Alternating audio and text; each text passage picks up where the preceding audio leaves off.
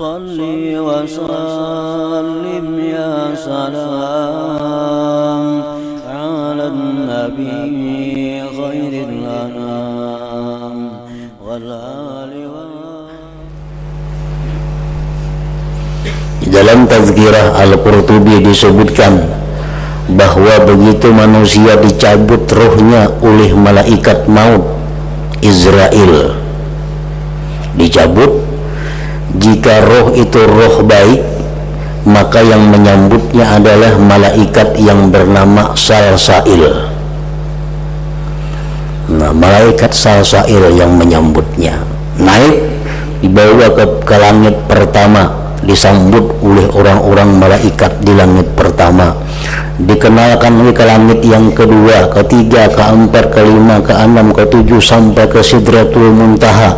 Rohnya itu dibawa oleh Salsail tadi dan diramaikan oleh orang-orang langit, disambut dengan gembira karena ini adalah roh orang yang berzikir kepada Allah, ini roh orang yang taat kepada Allah.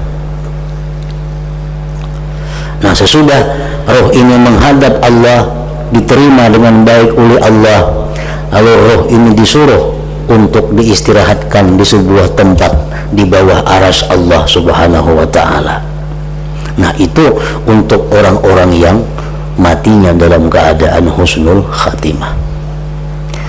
Apabila orang tersebut matinya dalam keadaan jahat, dalam keadaan su'ul khatimah, setelah dicabut oleh Israel, diserahkan kepada malaikat yang bernama Dakyail.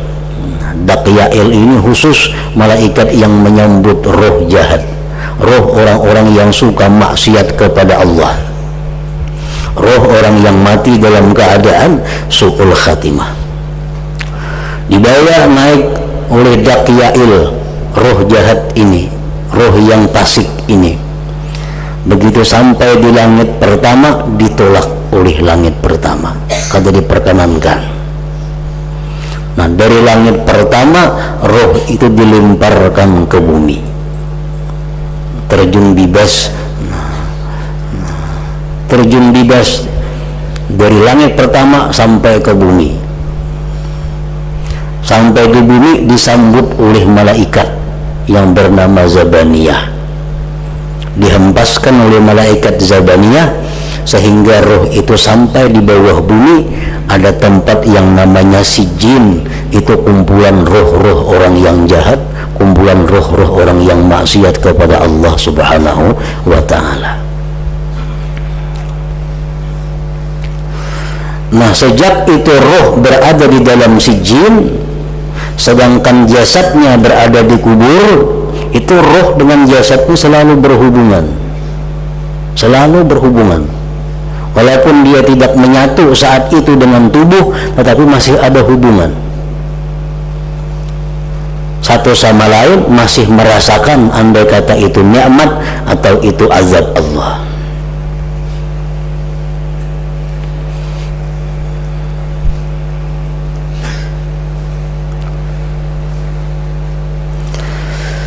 Dan hanya saja berbeda macam-macam azab dengan sebab berbedanya waktu.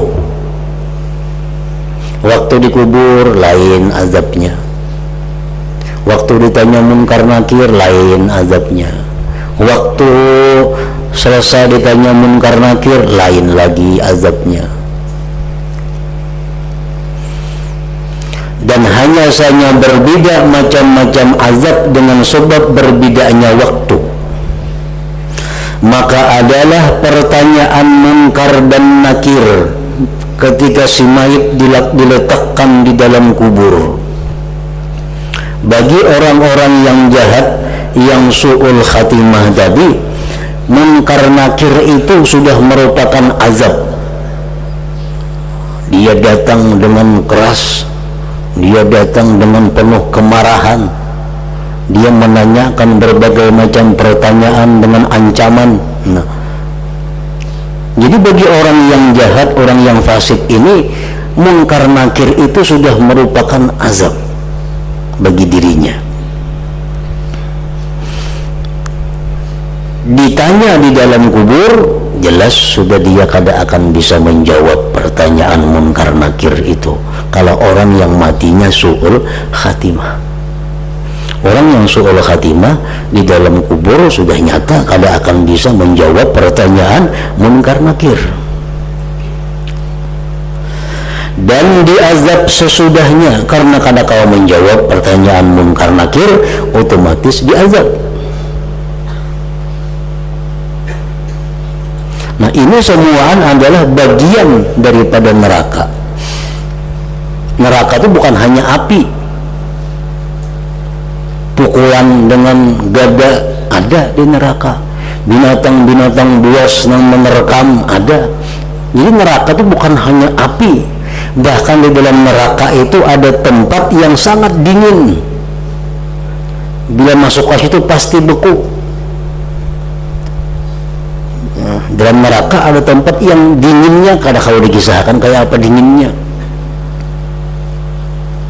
Jadi kumpulan-kumpulan azab, kumpulan-kumpulan yang kada nyaman itu berada di dalam neraka.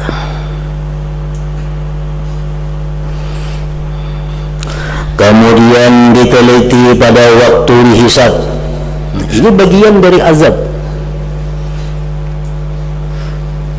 Kemudian diteliti pada waktu dihisab. Siapapun,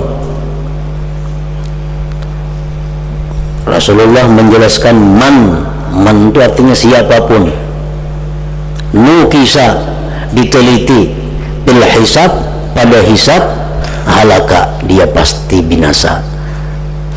Siapapun yang dihisab Allah dengan hisab yang teliti, dengan hisab yang sulit, maka pasti orang itu akan kada lulus, pasti celaka. Nah, hisab yang sulit itu bagian dari azab juga. Satu persatu nikmat ditanya oleh Allah, dari mana dapat, kemana menggunakan, untuk apa digunakan. Satu persatu nikmat dicari oleh Allah, ditakuni. Nah, bila kita macam itu alamat sudah kada lulus, alamat sudah kada lulus.